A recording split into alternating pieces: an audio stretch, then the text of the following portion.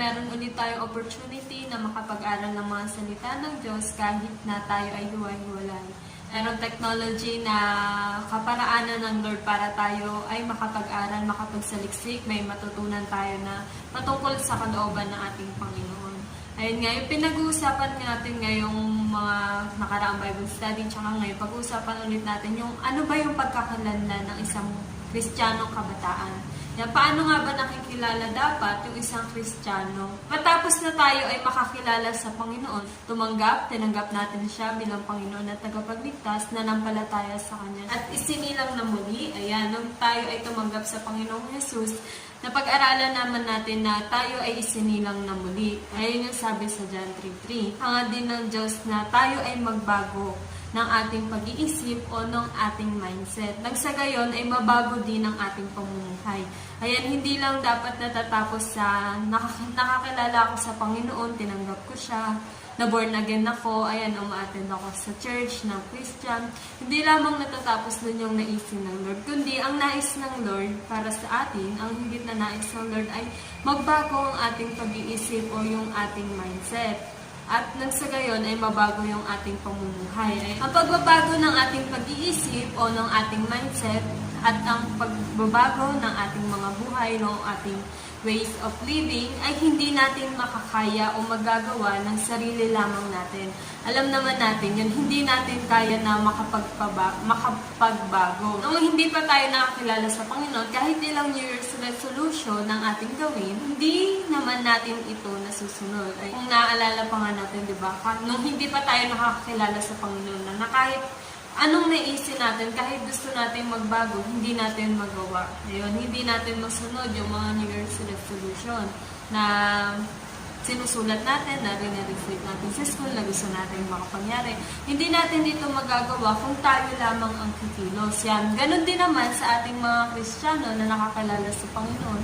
Hindi natin magagawa yung makapagbago ng isipan, ng mindset at ng pamumuhay kung tayo lamang yung kikilos. Kasi, bakit? Sino nga ba tayo? Diba? Tao lamang tayo. Mahina yung isang tao. Kaya hindi natin magagawa ito kung tayo lamang yung kikilos o yung gagawa ng paraan. Kaya kinakailangan natin ang gabay at pangungunan ng Diyos at ang kanyang pagkilos upang maisagawa natin itong mga bagay na ito. Yan yung sinasabi ng Lord na kapag matapos natin ma-born again, pagtapos natin makakilala sa Kanya, pagkatapos natin manampalataya sa Kanya, nais niya na makapagbago tayo ng isipan at ng pamumuhay. Ngunit, ayun nga, alam naman natin sa mga sarili natin bilang tao, hindi natin kaya yun ng tayo lamang, ng sarili lamang natin. Kaya hanapin natin yung Kanyang gabay, yung Kanyang lakas at yung Kanyang patnubay upang maisagawa natin itong mga bagay na ito.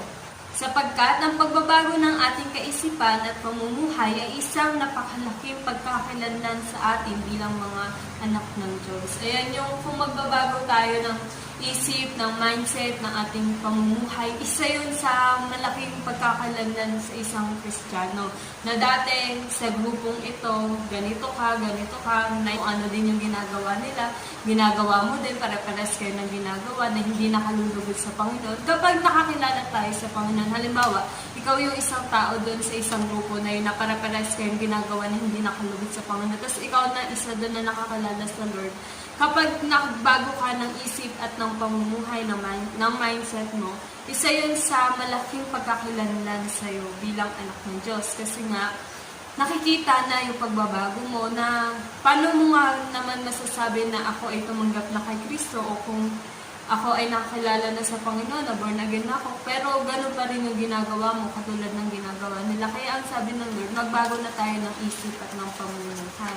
Tanggap na dapat natin yun na hindi natin kaya yun na makapagbago na tayo lamang. At kailangan natin ang lakas, tulong at gabay ng Panginoon sa ating buhay. Pinababatid niya sa atin ang kahalagahan ng kanyang pangunguna sa atin na kanyang mga anak.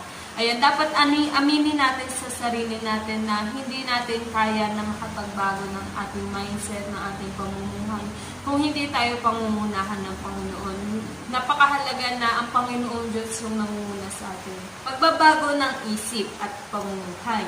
Sabi dito sa Romans 12:1-2, Kaya nga mga kapatid, alang-alang sa masaganang habag ng Diyos sa atin, ako'y nakikiusap sa inyo na ialay ninyo ang inyong sarili bilang isang handog na buhay, banal at kalugod-lugod sa Diyos. Ito ang karapat-dapat na pagsamba ninyo sa Diyos. Huwag kayong makiayon sa takbo ng mundong ito. Sa halip, hayaan ninyong baguhin ng Diyos ang inyong pag-iisip upang maunawaan ninyo ang kanyang kalooban. Sa gayon, magagawa ninyo kung ano ang mabuti, kalugod-lugod at ganap na kalooban ng Diyos. Tayo po ay manalangin. Ama naming nasa langit, Panginoong Diyos, patuloy po kami nagpapasalamat Ama sa opportunity nito, Panginoon, na inyong binigay sa amin upang makapag-aral ng inyong mga salita. Dalangin po namin, Panginoon, sa hapon ito, ikaw po ang siyang gumabay, magturo sa amin, magbigay ng karunungan, Panginoon, upang maunawaan namin, Panginoon, ang hiwaga ng inyong mga salita. Kung ano po yung kalooban mo para sa amin, O God. Muli po kami lumalapit sa inyo, Panginoon, humingi ng kapatawaran sa mga kasalanan na aming nagagawa, Panginoon Diyos. Muli, Panginoon, na ikaw po ang siyang maghari sa buhay namin, sa aming puso, sa aming isip, Panginoon. Maraming salamat naman sa inyo lamang ang lahat ng kapurihan sa pangalan ng Panginoon Jesus. Amen. May tatlong bagay na dapat mangyari sa atin bilang mga Kristiyano. Una, ang sabi diyan sa Romans, diba?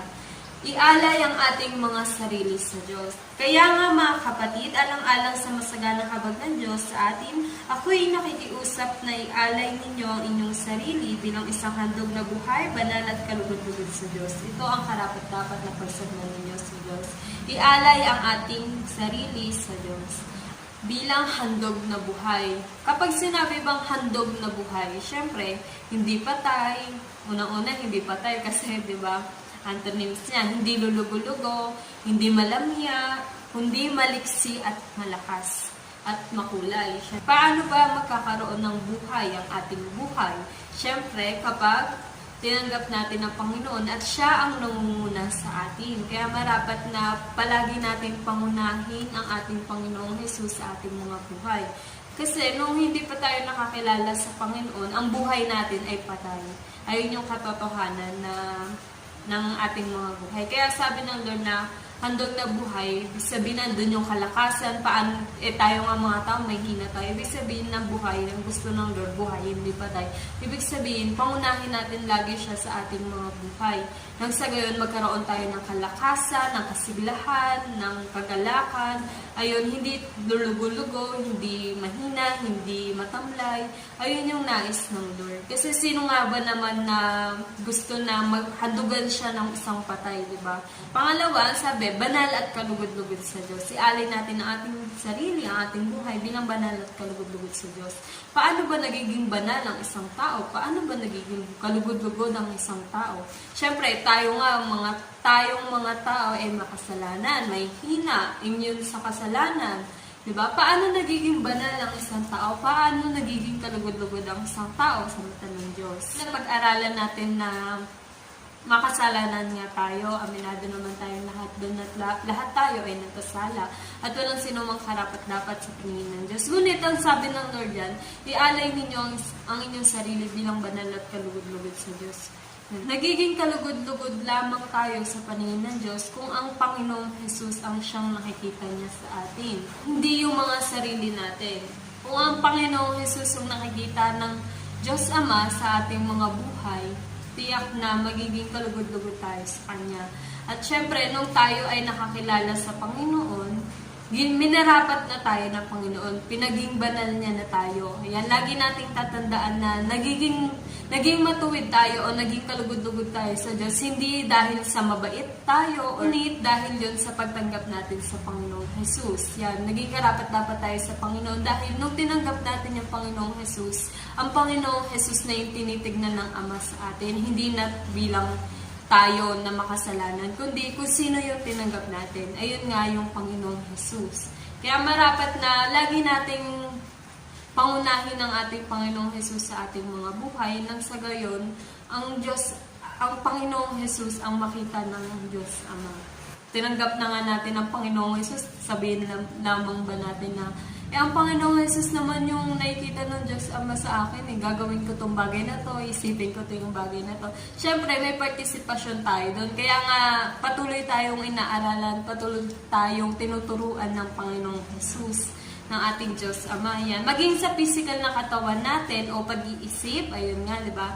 Pag-uugali at sa espiritu. Ayun, nawa maging kalugod-lugod tayo sa Diyos. Ano ba yung kapag sinabi sa katawan? Sa physical na katawan natin, syempre, hindi natin gagawin yung mga bagay na hindi kaaya-aya sa paningin. O kaya marapat na kung ano man yung gagawin natin sa katawan natin, kung ano man yung iniisip natin, nawa nakalulugod yun sa Panginoon. Lahat-lahat sa atin, ayun yung nais ng Panginoon na ihandog natin sa Kanya. Iwasang gumawa ng mga bagay na hindi kaaya-aya sa katawan, sapagkat ang katawan ay templo ng Diyos. Ayun nga, unang-una, kaya lamang, tandaan natin to unang-una, kaya lamang tayo naging kalugod-lugod sa panangin ng Diyos Ama dahil tinanggap natin ng Panginoong Jesus. Unang-una yan, kaya minarapat tayo ng Diyos, pinaging banal niya tayo.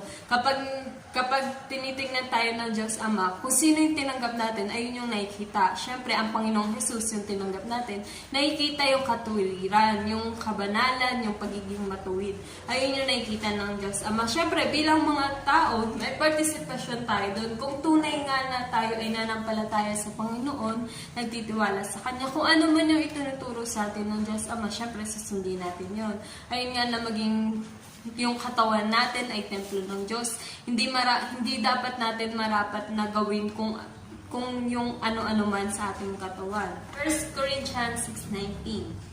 Hindi ba ninyo alam na ang inyong katawan ay templo ng Espiritu Santo na nasa inyo at ipinagkaloob ng Diyos sa inyo?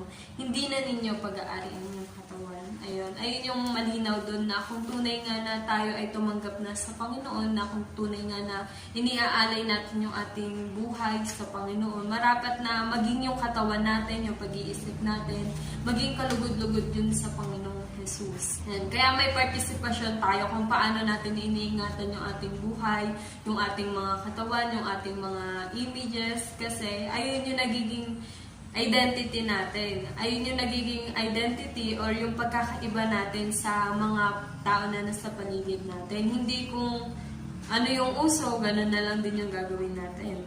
Bakit natin kailangan gawin na ialay ang ating mga sarili? Sapagkat ito ang tunay na pagkakalanlan bilang mga Kristiyano, na iniaalay ang ating mga sarili at ang lahat-lahat sa atin para sa karapat-dapat na pagsamba sa Diyos. Diba? Kasi sabi doon sa Romans, ialay ninyo ang inyong sarili bilang isang handog na buhay, banal at kalugod-lugod sa Diyos. Sapagkat ito yung karapat-dapat na pagsamba sa Diyos. Yan. Pangalawang bagay na dapat mangyari sa atin bilang mga Kristiyano, huwag makiayon sa takbo ng mundong ito. Ang sabi dyan sa verse 2, huwag kayong makiayon sa takbo ng mundong ito. Sa halip, hayaan ninyong baguhin ng Diyos ang inyong pag-iisip upang maunawaan ninyo ang kanyang kalooban. Sa gayon, magagawa ninyo kung ano ang mabuti, kalugod-lugod, at ganap na kalooban ng Diyos. Ayun, huwag makiayon sa mundong ito, ayun yung sabi sa verse 2. Sapagkat ang mundong ito ay lubos na lihis sa mga bagay na nais ng Diyos. Alam naman natin yun na ang mundong ito ay sobrang nakapailalim sa kasalanan. Kaya lihis na lihis ito sa kanyang kalooban, sa kalooban ng ating Ama. Lihis ang takbo ng mundong ito sa kung ano ang kalooban ng Diyos para sa lahat. Alam naman natin yun. Kaya, sabi dito, huwag na tayong makiayon sa mundong ito, sa takbo ng mundong ito. Kasi, alam naman natin na hindi lahat ng bagay dito sa mundo ay nakalulugod sa Panginoon. Kaya, kung ano man yung uso, hindi pinag-iisipan dapat yun na kung ito ba ay makatutulong sa atin o hindi. Kaya't marapat na mag-ingat tayo sa mga bagay na uso at talamak sa mundong ito, sapagkat hindi lahat ay nakabubuti para sa atin. Yan, unawain natin yung sinasabi ng Panginoon na mag-ingat tayo sa mga bagay na uso at talamak sa mundong ito. Kasi ayaw na nga ng Lord na nakikiayon tayo sa mundong ito. Kasi alam naman natin na ang mga gawa dito sa mundo ay lihis na lihis sa kung ano ang kalooban ng Panginoon. Kaya pinag-iingat tayo ng Panginoon. At hindi lahat ng bagay dito sa mundo ay nakalulugod sa Kanya. Kaya isipin natin mabuti kung tunay nga na mga Kristiyano na tayo, kung tunay nga na nananalig tayo sa Panginoon, marapat na dinggin din natin yung kung ano ba yung nais niya, kung ano ba yung nais ng Lord sa ating mga buhay. Yun nga, katulad nun, ang Panginoon naman yung nagsabi, di ba, hindi naman kami, hindi naman yung mga leaders natin, kundi yung Panginoon mismo. Saan natin mababasa? Ayun nga, yun sa Romans 12 verse 2. Huwag kayong makiayon sa mundong ito.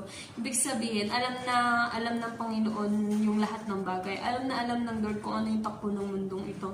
Kaya nga kung tunay na tayo ay naging Kristiyano na, kung tunay nga na tumanggap na tayo sa Panginoon, hindi po pwede na nakikiayon pa din tayo sa mundong ito. Hindi po pwede na kung ano yung uso, kung ano yung talamak, kahit hindi naman magandang sa paningin, hindi naman kaaya-ayaw, hindi naman nakalulugod sa Panginoon, ay sinusunod pa rin natin, ginagaya pa rin natin na alam na nga natin na hindi yun kalooban ng Panginoon para sa atin. Yan. Kaya kung tunay nga na ang isang tao ay tumanggap sa Panginoong Jesus, hindi po pwede na walang magbabago sa Kanya. Kahit kakaunti. Kasi hindi naman tayo perfect, di ba? Hindi naman tayo perfect na ganito agad, na magaling, na ganito, na perfecto. Hindi. Bagkus nga, kaya nga tayo patuloy na lumalapit sa Lord, kaya nga tayo patuloy na nag-aaral ng salita ng Diyos, ay para pa matuto, para tayo ay mahubog pa, para malaman pa natin kung ano pa yung kalooban ng Panginoon. Kung yung ibang tao na hindi pa nakakaunawa, ang tingin sa atin ay kaya dahil puro na sa church, kasi ganito, ganyan, na perfecto, ganito, hindi banal, ayun pa yung sinasabi ng iba. Ngunit kung naunawaan nga lang ng lahat na kaya nga tayo ay patuloy na nag-aaral ng salita ng Diyos, bakit nga ba lagi tayo nasa simbahan? Kasi makasalanan tayo, kasi mahina tayo. Kaya ninanais natin yung gabay ng Panginoon, yung tulong niya. Ayun yung marapat na unawaan natin na kaya nga, para saan pa na nagsisikap tayo na mag-aral ng salita ng Diyos? Kung pagkatapos naman nito, kung pagkatapos naman ng mga pag-aaral, kung pagkatapos naman na tayo ay turuan, ay nakikiayon pa rin tayo sa mundong ito, di ba? Kaya isipin nating mabuti na kung paano ba tayo makapag-iingat, kung paano ba natin malalaman, di ba? Yung kung ano na ba yung takbo ng mundong ito, kung ano ba yung mga bagay na nakabubuti para sa atin. Yan, pag-isipan natin yun. Tandaan natin, hindi yung tao lamang yung nagsasabi na huwag kang makiayon sa takbo ng mundong ito. Tandaan natin na hindi yung mga leader, hindi yung mga nagtuturo, kundi yung Diyos mismo na sabi niya sa Romans 12 verse 2 na huwag kayong makiayon sa mundong ito, sa takbo ng mundong ito. Kasi alam na natin, syempre, kapag sinabi naman ng Lord na huwag kayong makiayon, kung mabuti naman yun, bakit naman hindi tayo pasusundin ng Lord, diba?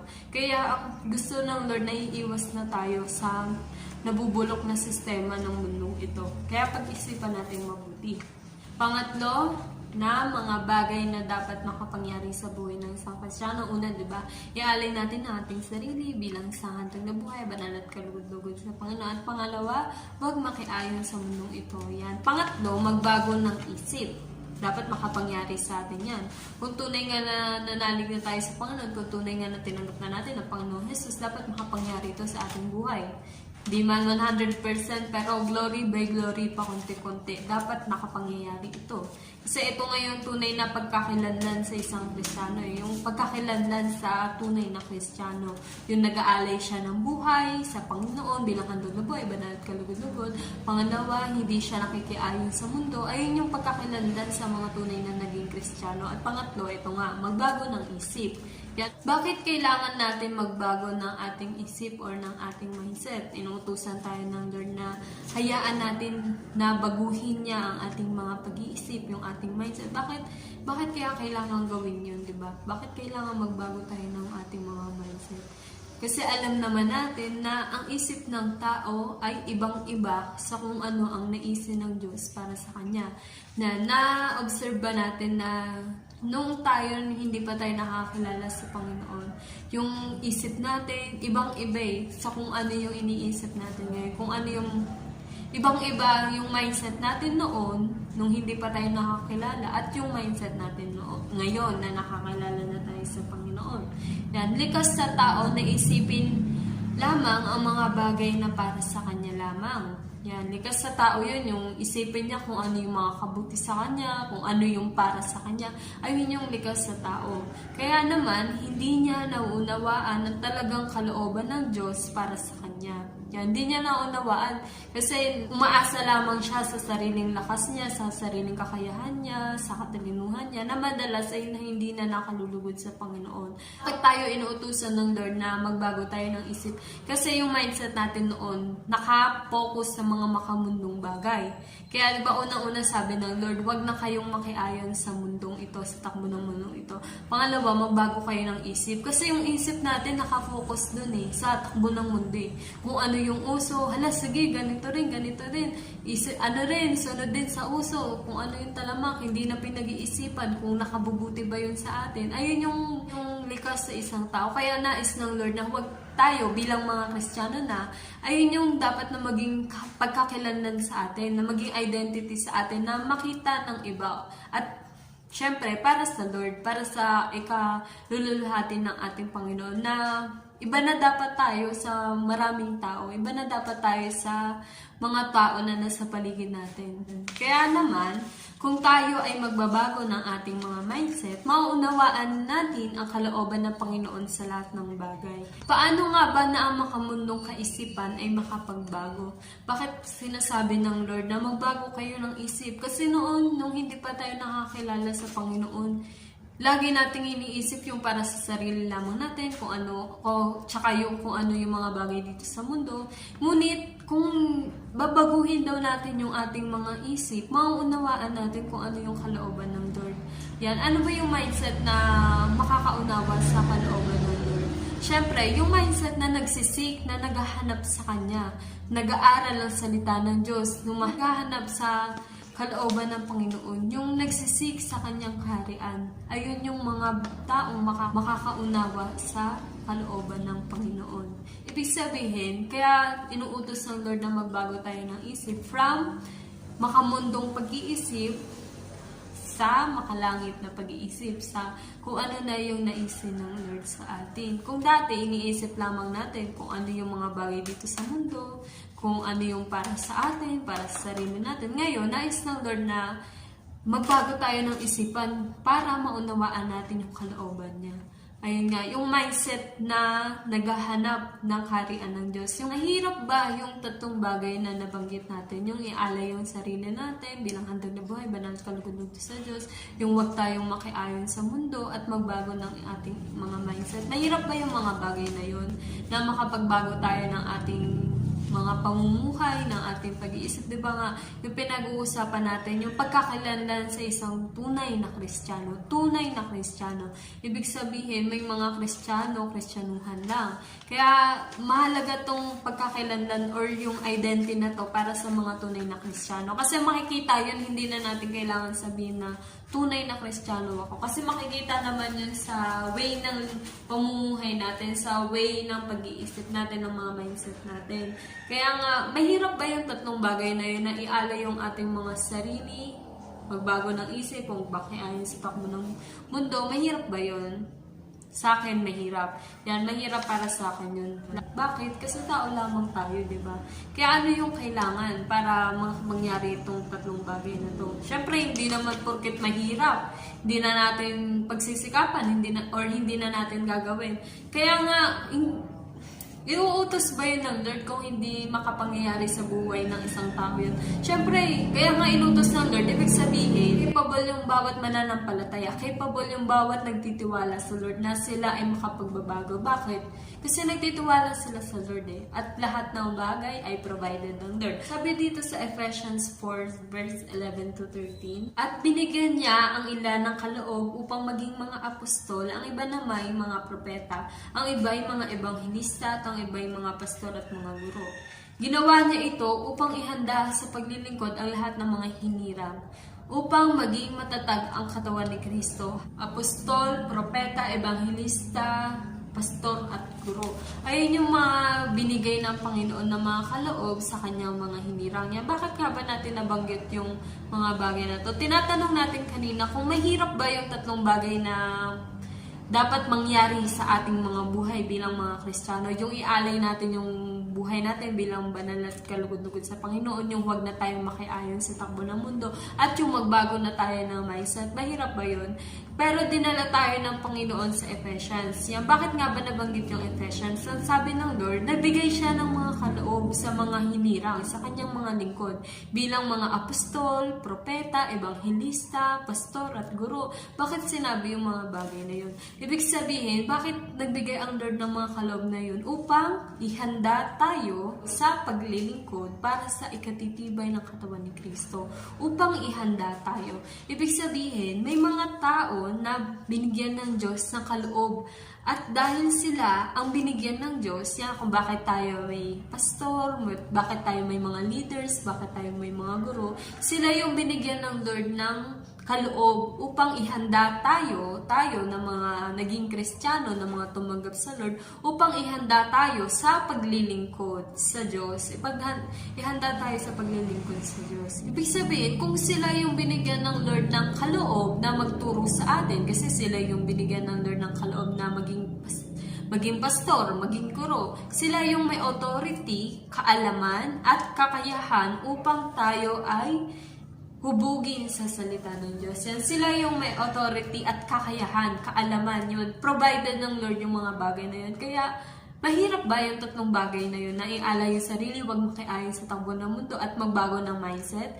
Mahirap ba? Mahirap kung tayo lang. Kung tayo lang mag-isa. Ngunit provided ng Lord yung mga lingkod, yung mga tao na silang maghahanda sa atin. Yan, kailangan lamang natin makipag-ugnayan sa kanila. Siyempre, kapag inaabot nila tayo, kung nais natin magpahubog, siyempre, i-open natin yung heart natin sa kanila. I-open natin yung buhay natin sa kanila para tayo ay mahubog.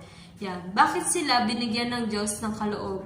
Ano ang kahalagahan nito? Ayun nga, di ba? Upang ihanda tayo sa paglilingkod at ang lahat ng hinirang ng Diyos na tayo bilang kanyang mga anak. Kaya nga, may pagtuturo kahit online, bakit may pagtuturo kahit pandemic, diba? Kasi ayun yung gusto ng Lord, ayun yung layunin niya, para mahanda tayo.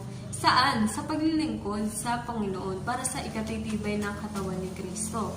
Bakit kailangan tayong turuan, katulad ng ginagawa natin ngayon? Ito ay bilang paghahanda sa ating lahat. Hindi natin alam kung ano ang meron sa buhay natin sa hinaharap. Yan, hindi natin alam kung anong mangyayari next year, bukas, sa sunod na araw. Hindi natin alam yun. Kaya, hinihahanda tayo. Nais ng Lord na ihanda tayo. Yan, ang mahalaga ay tayo ay maturuan at mahubog upang magkaroon tayo ng sandata sa ating buhay. Yan, mahalaga yung maturuan tayo at mahubog. Sa pamamagitan ng ating mga Bible studies ay mabago ang ating mga mindset. Yan, di ba kapag nag-aaral tayo ng salita ng Diyos, doon naman nagsisimula na nagbabago yung ating mga mindset. Kasi yung salita ng Lord, pag-aaral ng salita ng Diyos, andito yung mga bagay kung paano ba makapagbabago yung ating pamumuhay, yung ating mindset. Andito lahat ng salita ng karunungan. Kaya kahit online, patuloy tayo nag-aaral kasi hindi lang naman para sa ating mga sarili yun. Siyempre, isa na yun sa way para mas makilala pa yung Panginoong Jesus sa ating mga buhay. And sa pamamagitan ng pag-aaral ng Bible studies, nababago ang ating mga mindset at ating pamumuhay. Nagsagayon, hindi na tayo matangay na lamang ng anumang gawa dito sa sanlibutan. Yan.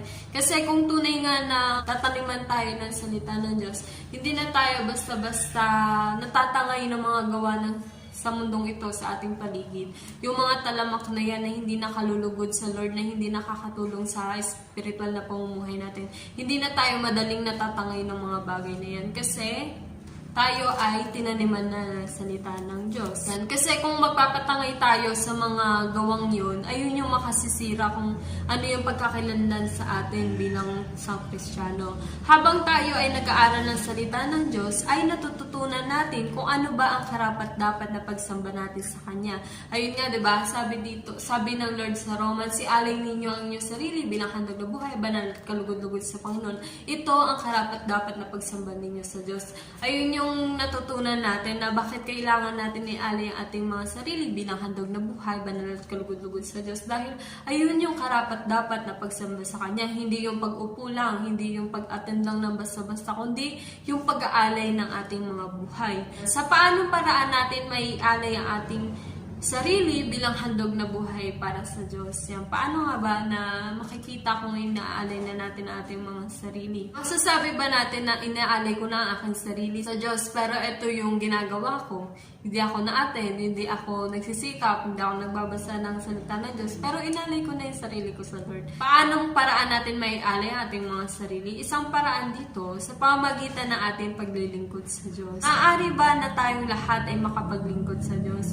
Diba sabi dun sa verse sa Ephesians, sabi niya, nagbigay siya ng mga kaloob, ng mga apostol, iba, propeta, evangelista, pastor at guro. Bakit siya nagbigay ng mga kaloob sa kanyang mga hinirang? Upang tayo ay ihanda sa paglilingkod. Yan, sa ating paglilingkod, na ipapakita natin sa Lord na iniaalay natin ang ating buhay para sa Kanya. Maaari ba na tayong lahat ay makapaglingkod sa Panginoon? Opo, dahil lahat po tayo ay tinuturuan at hinuhubog sa salita ng Diyos, sapagkat ito ang layunin ng Diyos kung bakit nagbigay siya ng mga kaloob sa kanyang mga hinirang. Bakit patuloy na inaaralan tayo ng Panginoon sa pamamagitan ng mga guro, ng mga leaders natin? Kasi ayun yung nais niya, ayun yung layunin ng Panginoon sa atin. Kaya kahit virus, kahit yung COVID-19, hindi tayo mapipigilan para mag-aral ng kanyang mga salita. Isang identity para sa ating mga tunay naging Kristiyano, yung makapagbago tayo ng isip at ng ating pamumuhay. Unang-una, ialay natin ang ating sarili bilang handog na buhay at banal at kalugod-lugod sa Panginoon. Huwag tayong makiayon sa mundong ito at magbago na tayo ng isip. Siyempre, kapag nagbago na yung mga mindset natin, doon na rin pagbabago yung ating way of living, yung pamumuhay natin. Di naman po pwede na iba yung mindset mo sa pinamumuhay mo, syempre, di ba? Kaya nga, kung ano yung laman ng ating mga isipan, kung ano yung nagiging mindset natin, ayun yung magdidikta kung ano ba yung kaparaanan, kung ano ba yung magiging kaparaanan ng ating pamumuhay. Yan, kaya nga nawa, patuloy tayong mag-aral ng salita ng Diyos. Kung nahihirapan man tayo sa una, mahirap po talaga. Kaya nga, patuloy tayong nag-aaral ng salita ng Diyos para tayo ay maturuan, tayo ay mahubog. Nang sa gayon, yung mga talamak sa mundong ito, hindi na tayo madaling matatangay, hindi na tayo madaling masisira, hindi na madaling masisira yung pagkakalanlan sa atin. Bilang conclusion, nasabi dito sa 2 Peter chapter 1 verse 2 to 10, sumagana nawa sa inyo ang kagandahang loob at kapayapaan ng Diyos sa pamamagitan ng inyong pagkilala sa Kanya at sa ating Panginoong Jesus. Tinanggap na natin sa pamamagitan ng kapangyarihan ng Diyos ang lahat ng bagay na magtuturo sa atin upang tayo ay mamuhay na makadiyos. Ito'y dahil sa ating pagkakilala kay Jesus na siya ring tumawag sa atin upang bahaginan tayo ng kanyang kaluwalhatian at kadakilaan. Sa paraang ito ay binigyan niya tayo ng mga dakila at napakahalagang pangako upang makaiwas kayo sa nakasirang pagnanasa ng sanlibutan ito at upang makabahagi tayo sa kanyang likas bilang Diyos. Dahil dito, sikapan ninyong idagdag sa inyong pananampalataya ang kabutihan sa inyong kabutihan, ang kaalaman sa inyong kaalaman, ang pagpipigil sa sarili sa inyong pagpipigil sa sarili, ang katatagan sa inyong katatagan, ang pagiging makadiyos. Sa inyong pagiging makadiyos, ang pagmamalasakit sa kapatid, at sa inyong pagmamalasakit, ang pag-ibig. Kung ang mga katangiang ito ay taglay ninyo at pinagyayaman, ang inyong pagkakilala sa Panginoong Hesukristo ay hindi mawawala ng kabuluhan at kapakinabangan. Ngunit kung wala sa inyo ang mga ito, kayo ay parang bulag at hindi makakakita at nakalimot na nilinis na kayo sa inyong mga kasalanan. Kaya nga mga kapatid, lalo kayong maging masigasig upang matiyak ninyo na kayo ay tinawag at pinili ng Diyos. Kung gagawin ninyo ito, hindi kayo matitisan. Ayan, praise God sa salita ng Panginoong Jesus. Pinagkaloob na ng Diyos ang lahat ng bagay na magtuturo sa atin upang tayo ay mamuhay na makadiyos at makita ang kanyang kalikasan sa pamamagitan natin. Makita ang kalikasan ng Diyos sa pamamagitan ng mga tumanggap sa Kanya, sa pamamagitan ng mga tunay na Kristiyano na isang malaking pagkakalanlan sa ating bilang Kanyang mga anak. Ayan. Makita Yan, sa sanlibutan ito makita yung kalikasan ng Diyos. Saan nung paraan? Sa pamamagitan ng mga Kristiyano. Sa pamamagitan natin. Yan. Kaya mahalagang i-preserve natin yung mga sarili natin para tayo ay makitaan ng kalikasan ng Diyos.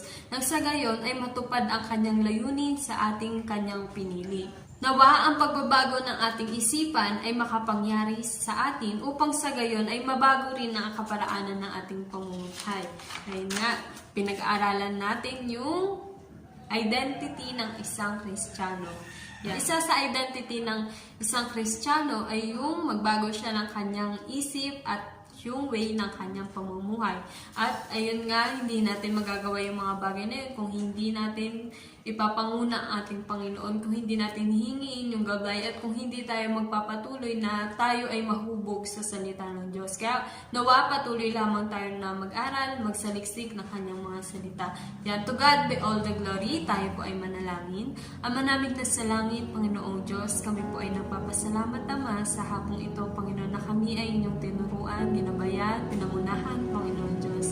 Maraming salamat, Ama, nawa, Panginoon, itimo niyo po ito sa aming mga puso nang sa gayon, Panginoon, ay patuloy ka po namin mapapurihan, Panginoon Diyos, sa pamamagitan ng pagbabago po namin ng aming mindset at ng aming pamumuhay, Panginoon, upang makilala ka pa, Panginoon Diyos, ang nakararami, Panginoon, sa aming mga tao sa aming paligid. Maraming salamat, Ama. Maraming pong salamat sa mga buhay, Panginoon Diyos, sa mga kabataang ito, na patuloy, Panginoon Diyos, nagsasaliksik, nagsisikap upang makapag-aral ng inyong mga salita. Patuloy niyo pong i-provide, Panginoon, ang kanilang pangangailangan. Panginoon, patuloy niyo po silang i-comfort, Panginoon Diyos, sa mga lahat ng kanilang pagsubok, Panginoon, sa lahat ng bagay, Panginoon, sa lahat ng pagkakataon. Patuloy po namin kayong pinupuri, pinasalamatan sa pangalan ng Panginoong Jesus. Amen.